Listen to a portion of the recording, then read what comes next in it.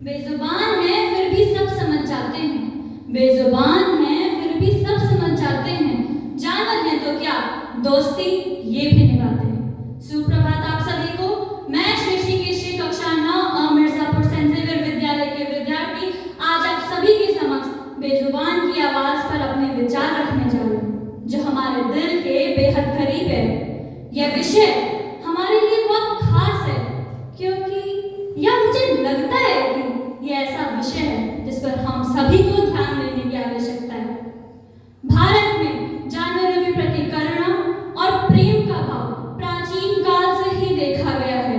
भगवान बुद्ध, महावीर स्वामी, संत कबीर और यहाँ तक कि महात्मा गांधी जी ने जीवों के प्रति अहिंसा और करुणा का संदेश दिया था। परंतु दुख की बात है कि आज के समय में प्रगति और भौतिकता के दौर में हम इन प्राणियों की तकलीफों को भूलते जा रहे हैं। आज हम देखते हैं कि बेघर कुत्ते सड़कों पर भटकते हैं, गायों को लोग सड़कों पर छोड़ देते हैं और बिल्लियों से लेकर छोटे पक्षियों तक किसी का सुरक्षित ठिकाना नहीं मिलता। और हम रोजाना